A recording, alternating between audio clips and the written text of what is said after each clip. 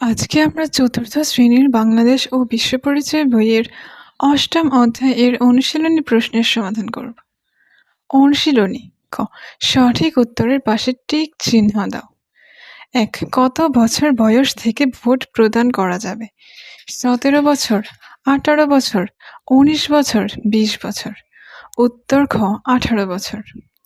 নিচের কোনটি সামাজিক অধিকার?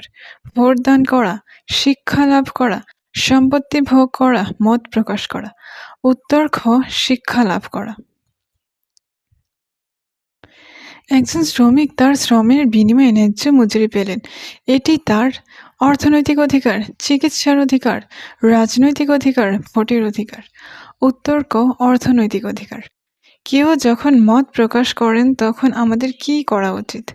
কথা বলা, জোরে আওয়াজ করা, ধৈর্য সহকারে শোনা, নিজের খুশি মতো কাজ করা। উত্তর গ, ধৈর্য সহকারে শোনা। সঠিক শব্দ দিয়ে শূন্যস্থান পূরণ করা। মাতৃভাষায় কথা বলা নাগরিকের সামাজিক অধিকার। সকল নাগরিকের স্বাধীনভাবে আয় করার অধিকার আছে। যে কোনো উৎসব অনুষ্ঠানে একে অপরকে সহযোগিতা করব। গ, সত্য হলে তার পাশে স ও মিথ্যা হলে তার পাশে মি লেখ।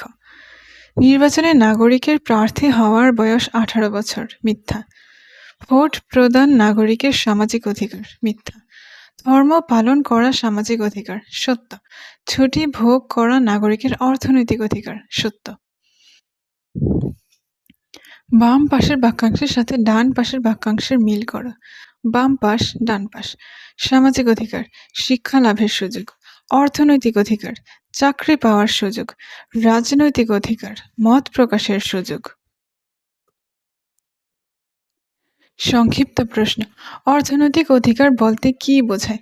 অর্থনৈতিক অধিকার বলতে বোঝায় জীবিকা নির্বাহের জন্য কিংবা আর্থিক সচ্ছলতা লাভের জন্য নাগরিকরা রাষ্ট্রের নিকট থেকে যে অধিকার ভোগ করে।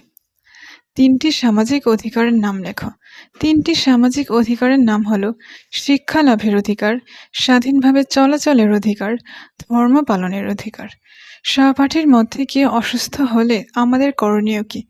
সহপাঠীর মধ্যে কেউ অসুস্থ হলে আমাদের করণীয় হলো তাকে হাসপাতালে নিয়ে যাওয়া, তার আর্থিক সমস্যা থাকলে সাহায্য করা, তাকে বাড়িতে পৌঁছে দেওয়া, নিয়মিত তার খোঁজ খবর নেওয়া।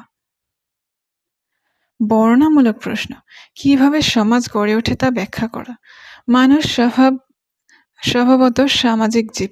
একে অপরের সাহায্যে জীবনযাপন করার প্রয়োজন থেকে সমাজের সৃষ্টি হয়েছে।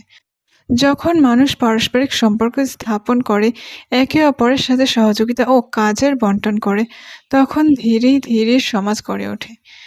মানুষ নিজেদের প্রয়োজনে গড়ে তোলে বিদ্যালয়, হাটবাজার ও বিভিন্ন ধর্মীয় প্রতিষ্ঠান। এগুলোর মাধ্যমে তারা নিজেদের কল্যাণ সাধন করে। যে কোনো উৎসব অনুষ্ঠান পালনে একে অপরকে সহযোগিতা করে, বিপদে আপদে এগিয়ে আসে। পরিবারে আমরা কি কি সামাজিক অধিকার ভোগ করি তা লেখো। পরিবার থেকে আমরা অনেক সামাজিক অধিকার ভোগ করি। পরিবার হলো সমাজের প্রথম প্রতিষ্ঠান, যেখানে আমরা জন্মের পর থেকেই অধিকার পেতে শুরু করি।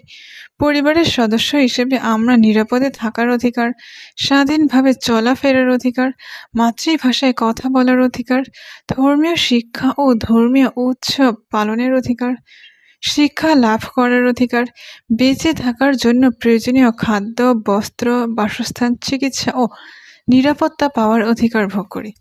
পরিবারের মধ্যে আমরা মতামত প্রকাশ, খেলাধুলা ও প্রয়োজনীয় জিনিস পাওয়ার অধিকার পাই। এসব সামাজিক অধিকার আমাদের মানুষ হিসেবে আত্মমর্যাদা ও সামাজিক দায়িত্ববোধ গড়ে তুলতে সাহায্য করে। নাগরিক হিসেবে আমাদের কি কি অধিকার পাওয়ার সুযোগ রয়েছে তা বর্ণনা করো।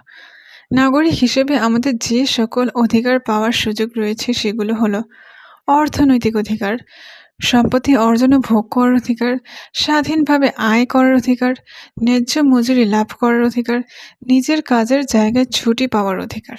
সামাজিক অধিকার, শিক্ষা লাভের অধিকার, স্বাধীনভাবে চলাচলের অধিকার, ধর্ম পালনের অধিকার, জীবন রক্ষার অধিকার।